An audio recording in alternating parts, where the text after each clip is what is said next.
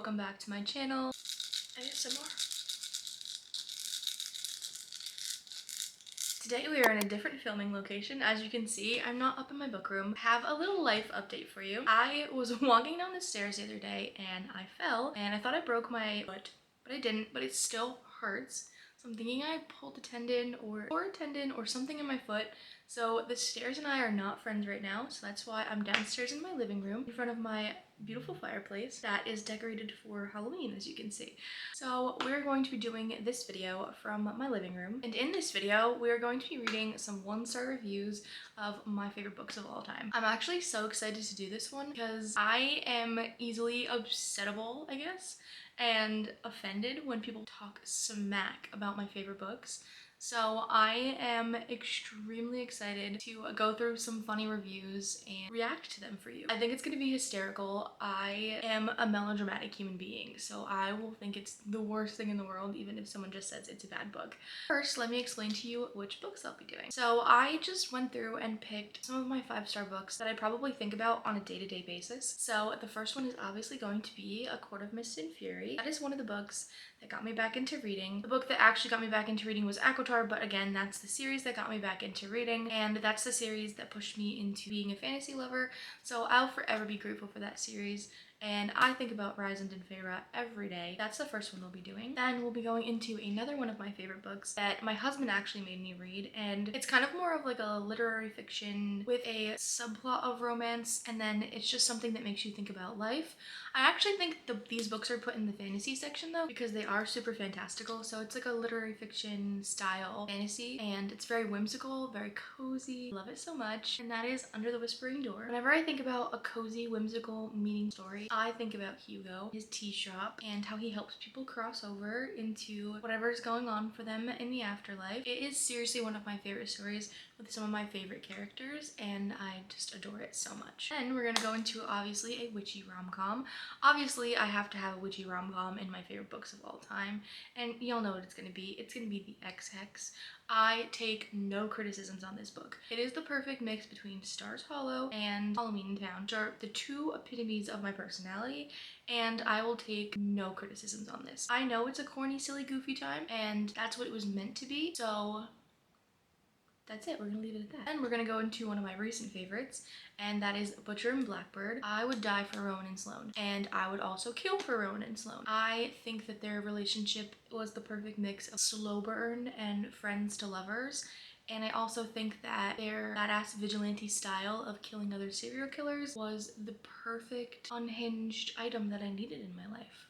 And we're going to be moving on to a cozy Christmas novel, which is one of my favorites, and I read this one every year near Christmas, and that is Lovelight Farms. Ella and Luca are one of the most amazing examples of friends to lovers, and how he falls first and he falls harder. And I love that he's more of the golden retriever in that story, and she's more of like the grumpy black cat, but neither of them are like actually really grumpy or like too much into the category golden retriever, because I feel like that can be, but they're just like the perfect mix, and the amount of care he shows for her actually makes me want to cry. So that'll be the last and final book that we do, so let's get into it. So I'll be putting these on the screen like when I'm reading them, so you guys can also read them with me. Let's start off with the first one. Just what I expected. DNF. Seriously, anyone who manages to finish this book deserves an award. What award do I get? What do I get? Give it to me. Give me my award. No, but seriously, I think that's hysterical, because when I read it, it was literally just what I expected. And I was like, what did you expect? Like, give me more. Tell me what's wrong with it. But I think that's really funny that people just put like, just what I expected and then leave it at that. Like, I think that's so hysterical because it's so open-ended, and I feel like they don't know how they feel about the book or what they're talking about. And I think it's hysterical. And also, I want my award. I don't know what I get, but I want it. Next up, we have, I'm not gonna read 626 pages of Feydick, so DNF for now. What are you gonna read 626 pages of? I can give you some other monster dicks you can read about. Is that what you want? Is it just the Fey part? Is it the Fey part? Is it the dick part? What's offending you? I'm not getting it. Maybe they're just mad that they didn't want to read a 626 page book, because let me tell you, I don't think there's that much Feydick in this book, so I don't know what book they were reading. Also, notice how they said DNF for now. Maybe they'll come back to it one day when they do feel like reading 626 pages of Feydick. Next we have When You Fall in Love with a Bat. This makes me laugh so hard because since I've read that series, I have so many little bat trinkets around my house, which makes me think I really did fall in love with the bat. Also, like, he's not an actual bat. He just has bat wings. I swear people just want to find funny things to write and write them, even if they didn't leave a 1-star review. I feel like they just know about these videos and they just want to have that iconic moment, and I'm giving it to them, and I'm okay with that. You're gonna see lots of bats around my house, so maybe I did fall in love with a bat. Maybe 3. Also, Ryzen can put his bat wings away, so he's not an actual bat. Maybe Azriel and Cassian. Ryzen, not a bat. And yes, I'm sorry I do say Ryzen because I can't get on board with Resand, because I physically read the books and then I heard it was Resand and I wanted to throw up. So it's Ryzen. I'm so sorry. And this one got me because it has a GIF. I did not know you could put GIFs on Goodreads reviews. ACOMAF eating my brain cells, like, and it's... Now, one thing I have to tell you before I explain this is I know every single SpongeBob episode. I have them memorized. I could tell you what this is from. So this specific GIF is from the episode where they're like hailing the magic conch, and the magic conch gives them this entire like feast, and Patrick is vacuuming a sandwich into his mouth. That's the context of this GIF. So we're gonna take that and run with it. ACOMAF eating my brain cells, like Patrick inhaling a sandwich. That's so good. I'm not even mad at this one. Now, is eating your brain cells bad? That we're gonna have to figure out. Because is it like it's taking over their brain cells and now it's all they can think about and they're mad about that? Or is it's eating their brain cells and now they can't get those brain cells back? I'm gonna go with the first one because I want to. All right, now we're moving on to Under the Whispering Door. The first one is, now I just picked this one because it has a funny word in it, honestly. We're gonna be transparent here. The first one is, I found this schmaltzy and boring. It seems to be one long whimsical conversation, not a plot. I want to know what schmaltzy means. We're gonna look it up because first of all, 1, who writes a review and thinks of the word schmaltzy? 2, they spelt it wrong. It's supposed to be with a ZY. 3, it just means excessively sentimental. Why is that a bad thing? Why is schmaltzy bad? And yes, it is one long whimsical conversation. What do you want from a book? Isn't every book just one long conversation? And also, it did have a plot, and that makes me mad. There was a good plot in that. There was a good plot and a good subplot. Take your schmaltzy and spell it right next time. This one is so funny. This one just goes, sorry Lee, with 3 little like emojis.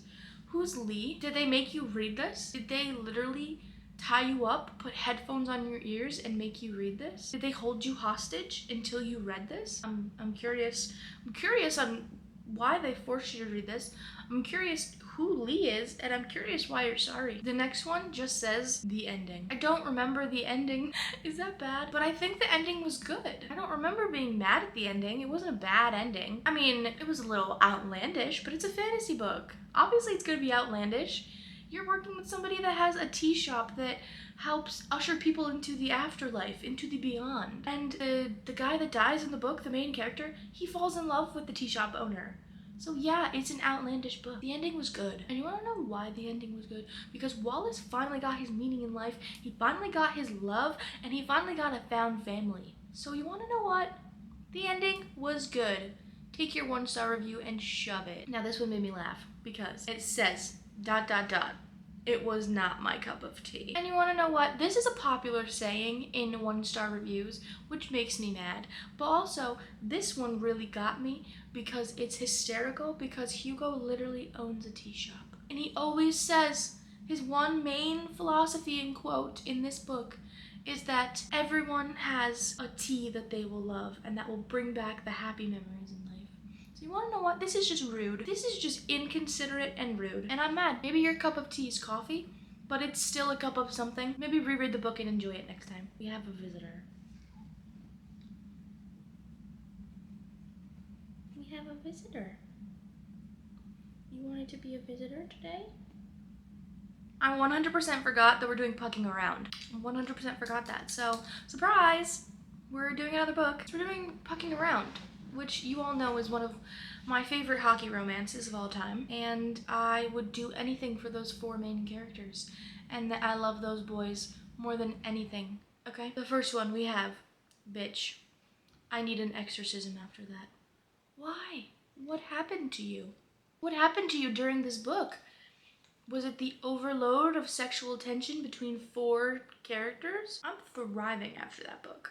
This one, I'm free. In all capitals. What are you free from? The confines of your own mind? What are you free from? Maybe they're free from the idea of love, because that's what's in this book. The idea of love. They were free from the reverse harem. They don't like it. They finally broke free. I'm so proud of them that they're free now, though. This one is hysterical because Ilmari Kinnunen is my favorite character in that book. And he's from Finland, just to preface this. So this says, only thing I got from this was how to flirt in Finnish. Well, you learned something. Isn't that what books are for?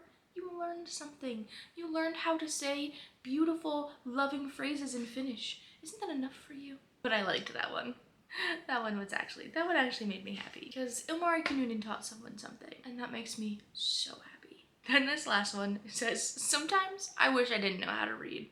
Sorry to my eyes. Sorry to all of your teachers that taught you how to read. Take that back. Some people don't know how to read, and that's just rude. That's really rude of you to say that sometimes you wish you didn't know how to read, then don't read. If you wish you didn't know how to read, then don't read. Or if you were reading it and you didn't like it, DNF it. It looks like you read the whole thing. So, are you really sorry to your eyes? Also, why apologize to your eyes? They do everything for you. Next, we have the X-Hex. The first one says, so boring. Never mix witchcraft and vodka. But mixing vodka with this book was necessary. First of all, never mix witchcraft and vodka is an iconic line in this book. This is how she accidentally curses Reese, okay? This is how the entire journey begins. So I think it's hysterical. And if you need to mix vodka with a book, is it the book or is it you? Is it you that needs vodka to have a fun time? This one's valid. This one, I'll accept. Only thing I liked was the talking cat. I can tell you that that's my favorite part of this book, and I am okay with this person saying this. Because yeah, he is the best part of the book, but I think there are other good parts too. I'll give them this one, I will. This one makes me laugh because I love the 3-word open-ended reviews that give nothing. I feel like people just wanted that. Maybe they liked it so much and they were mad that they liked it so much they just felt like they needed to complain. This one says, had potential, but ... But what? What was wrong with it? I'm sorry you can't formulate your own thoughts and opinions, but what was wrong with it? Nothing, that's what. You're just mad you liked it. Is everyone held at gunpoint to act like this book is good? WTF. Are you being held at gunpoint to write this review? To write this bad review? Because if everyone thinks it's a good book, maybe it's a decent book and you just want to go against the grain. It does have 130 likes on that comment though. Maybe it's us that like it that are in the minority. Who knows? I can tell you, I was not held at gunpoint when I reread it every year. So maybe it's just a you thing. We move on to Butcher and Blackbird. And these ones are hysterical because obviously it's an unhinged concept. It's a dark concept. And if you don't like dark, nitty-gritty books with serial killers in them, then you're not gonna like this book. So this one's good though. This one is accurate, but the 1-star review that's attached to it doesn't make sense. This one says, it's like Dexter, but hornier. And if you've ever seen Dexter, he literally is a serial killer that kills only bad people. So that is the entire concept of this book. And may I tell you, it is hornier than Dexter because, I don't know, love? I don't know. But this was a good one. But I feel like this review should go with the 5 stars because 1, the show Dexter's good. And then when you add sex to a good show or a good concept, even better. No, I'm just kidding. I know the whole spice thing isn't for everyone, so I get it. But for some people, when you add the spice, chef's kiss. Let me get ready for this one. I wish I had a physical copy so I could throw it in the fireplace. I've got a fireplace for you to throw it in. Do you want a physical copy? Is that gonna make you feel better? I don't understand people that want to physically hurt books. What did they do to you? They never did anything. And you're really gonna be that mad that you didn't like a book? Obviously you had high expectations for this concept. So what threw you off in the middle? It must just be you. I can't see it being anything else. But I don't think throwing it in the fireplace will help you feel better about it.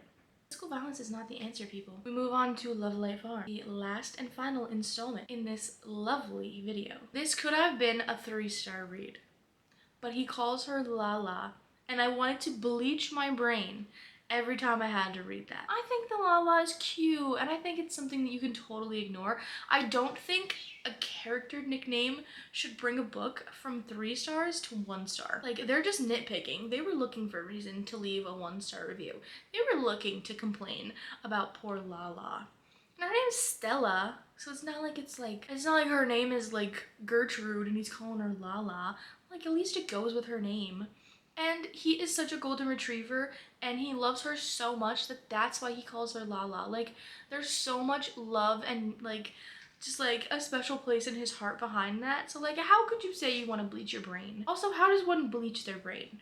Are we talking like open it up and dump the bleach in? Or this book was dumb and unrealistic. If you wanted a real book, go to the fiction section. No, that's not it. If you want a real book, go to the non-fiction section, okay? Go read a memoir. How is it unrealistic? She owns a Christmas tree farm and someone's trying to sabotage it. That's not unrealistic. That's just a story. And you're reading a book. Obviously, some things are gonna be unrealistic. And it was so cute. They meet their friends to lovers. Like, nothing about this book is unrealistic. She enters a social media competition, and that stuff's real nowadays, okay? But also, who rates a book 1 star because it's unrealistic? If you wanted realism, go read nonfiction and then it'll be super realistic. Or go read a history textbook and then that stuff really happened. This one, not a fan. ... Took me forever to finish. Kept falling asleep. Are you sure you weren't just tired? You needed a little nappy and that's what made you mad? Sounds like someone needed to get better sleep and then read their books. Maybe stop sacrificing sleep for your books. No, just kidding. Don't do that. Stay up all night and read. That's my best advice to everyone out there. This one is my favorite one ever. The sacrifices I made for those Christmas vibes. The illegal website in which I read this scammed me for my time. First of all, you spelled Christmas wrong. And I was laughing so hard when I found this. You spelled Christmas wrong. You tried so hard for those Christmas vibes and you couldn't even spell it right. And then they are admitting to illegally pirating books. Really? We don't do that. We don't do that.